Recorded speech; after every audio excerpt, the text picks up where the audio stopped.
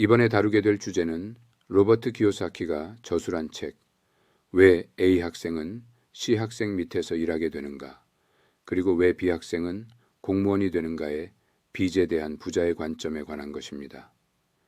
빚에 대한 부자의 관점은 저축을 하고 빚에서 벗어나라는 조언이 왜 시대의 뒤진 사고방식인지, 왜 그것이 재정적 자유를 얻는 길을 방해하는 걸림돌이 되는지를 설명하고자 미국인들은 저축을 이유로 늘 싼 제품을 찾고 자신들이 번 돈을 저비용 제품을 생산하는 나라에 보내고 있습니다. 그 결과 미국인들은 일자리도 나라의 부도 잃었으며 세계화가 진행되면서 미국 정부는 막강한 정치적, 경제적 영향력을 세계 기구에 넘겨주었습니다.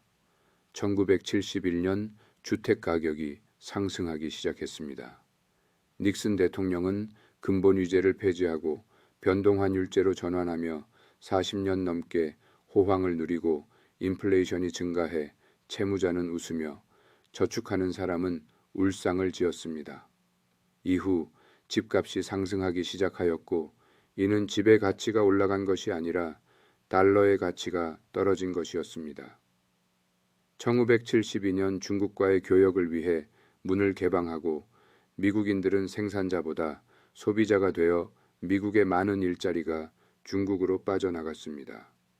그러나 미국인들은 임금이 정체되어도 상승하는 집값에 자신이 부유하다는 기분에 젖어 있었고, 이후 2007년 주택 가격이 폭락하며 이 모든 동화는 막을 내렸습니다. 사람들은 빚을 나쁘다고만 생각합니다. 빚에서 자유로워지고 저축을 권하는 금융 전문가들의 말에 귀를 기울입니다. 하지만 기본적인 금융 교육만 받아도 빚이 좋은 것이고 부자를 만들어주며 빚을 이용해 세금을 적게 내고 부를 쌓을 수 있다는 것을 알 수 있습니다. 1971년 근본 위제를 폐지한 닉슨 대통령은 현대판 연금술사가 되어 사실상 빚을 금으로 변화시켰습니다. 세상이 변동환율제로 돌아가는 동안 빚을 활용할 줄 아는 사람은 더 부자가 되는 반면 그 방법을 모르는 사람들은 더 가난해질 것입니다. 빚을 다루는 것은 수류탄을 만지는 것과 유사함으로 매우 신중하게 관리해야 합니다.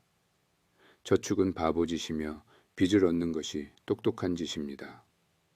정부가 수백 달러의 가짜 돈을 찍어내는 마당에 저축은 아무 의미가 없습니다. 1971년 이후로 미국 달러와 빚은 동의어가 되었으며, 만약 정부가 돈을 찍어내는 것을 중단하고 이자율을 올리기 시작한다면 그때는 돈을 저축하는 것이 더욱 현명합니다. 사람들은 빚을 돈처럼 이용해 왔습니다. 많은 사람들이 재정적 공황에 빠진 이유는 빚을 돈처럼 이용하면서 부채를 획득하였기 때문입니다.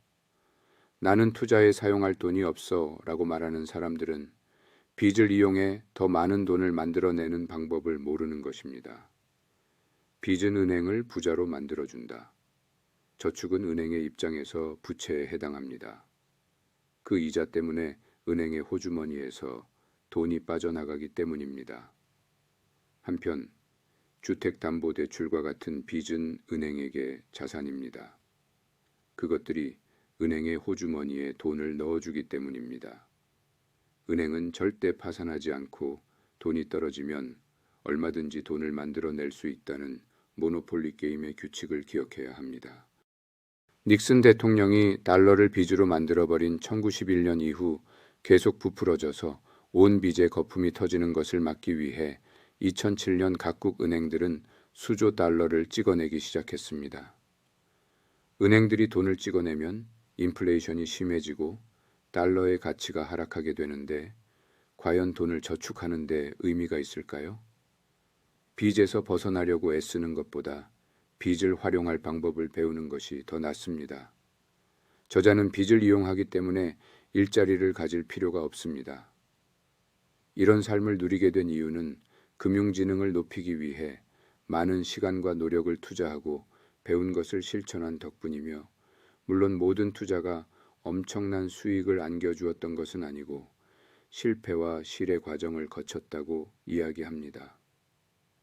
저자는 적어도 한 달에 한 번은 가족들이 모이는 금융교육의 시간을 갖고 모든 돈은 빚이기 때문에 금융교육을 할 때에는 반드시 빚에 대한 좋은 점과 나쁜 점에 대해 가르쳐야 한다고 합니다.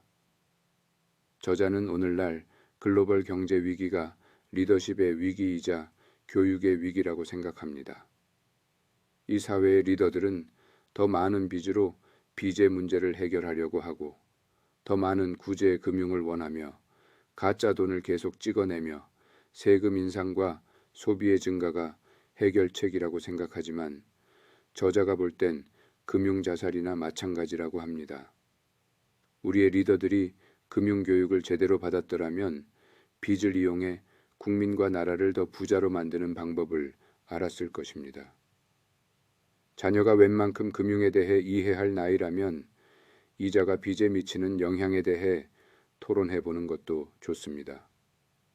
또한 좋은 빚에 대해서는 세금을 내지 않을 수 있는 점, 좋은 빚을 통해 부자가 될 수 있다는 점도 알려줘야 합니다.